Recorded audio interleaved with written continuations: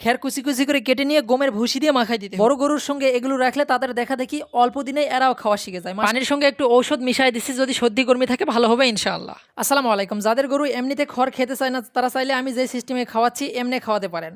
আপনার এলাকার বাজারে দেখবেন যে খড় কুচি কুচি করে কেটে দেয়, এরকম মেশিন আছে দুই একটা। সেই মেশিন থেকে আপনার বাসার যে খড় আছে এই খড় আপনারা ভ্যানে করে নিয়ে গিয়ে সেখান থেকে কেটে নিয়ে আসতে পারবেন। আর যাদের বাসায় মেশিন আছে তারা চাইলে এভাবে কুচি কুচি করে কেটে নিয়ে একদম গমের ভুসির সাইজের ছোটো ছোটো করে কেটে নেবেন।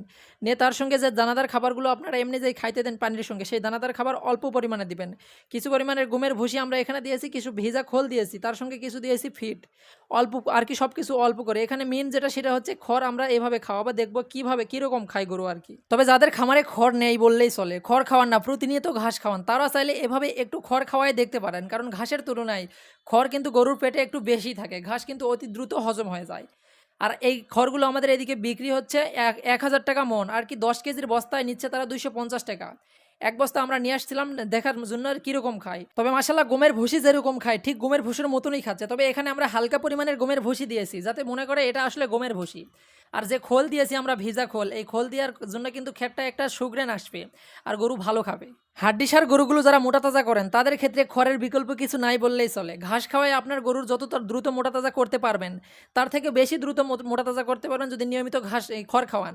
তবে খড়গুলো একটু প্রসেস করে খাওয়াবেন, চিটাগুড় দিয়ে মাখাই দিবেন, অথবা এরকম হালকা পরিমাণে পানি, তার সঙ্গে দানাদার খাবার, একটু পরিমাণে ফিড ভুসি সব কিছু দিয়ে যদি সুন্দরভাবে মাখায় খাওয়াতে পারেন প্রতিনিয়ত, তাহলে দেখা যাবে রেজাল্ট কিন্তু ঘাসের থেকে অনেকটা ভালো আসবে ইনশাআল্লাহ। বর্তমানে আমাদের কাছে যে কয় পিস সোনালী হাইব্রিড মুরগির বাচ্চা আছে, এই বাচ্চাগুলো কয়েকদিন থেকে দেখতেছি দু একটা বাচ্চা ঝিমাচ্ছে।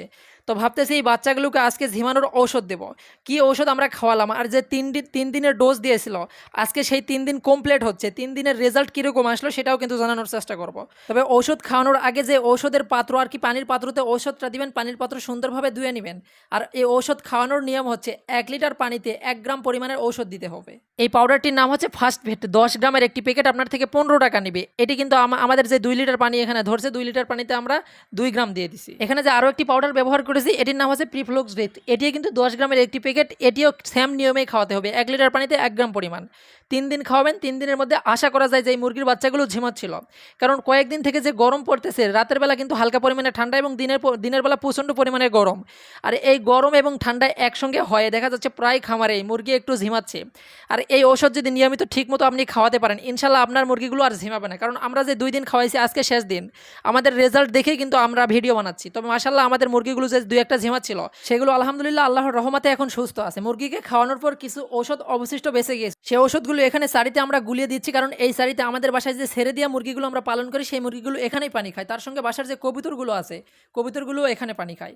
যেহেতু এই ওষুধটি 3 দিনের ডোজ ছিল আর আমাদের ওই মুরগিগুলোর জন্য কিন্তু 3 দিনের ডোজ কমপ্লিট হয়েছে, তাই এই ওষুধগুলো নষ্ট না করে এখানে আমরা গুলিয়ে দিলাম। মাশাআল্লাহ এখানে কিন্তু মুরগিগুলো খাচ্ছে। এদের শরীরেও যদি হালকা পরিমাণে কোনো রোগবালা থাকে ইনশাল্লাহ এই রোগবালাগুলো সেরে যাবে। সবাই ভিডিওর কমেন্ট বক্সে কিন্তু মাশাআল্লাহ লিখতে ভুলবেন না। সকলের সুস্বাস্থ্য ও দীর্ঘায়ু কামনা করে এখানে বিদায় নিচ্ছি। সবাই ভালো থাকবেন, সুস্থ থাকবেন, অন্যায় হতে বিরত থাকবেন, সবসময় বড়দের সম্মান করবেন, শ্রুদের স্নেহ করবেন। দেখা হচ্ছে খুব শীঘ্রই নতুন কোনো ভিডিওতে। আসসালামু আলাইকুম ওয়া রাহমাতুল্লাহি ওয়া বারাকাতুহু।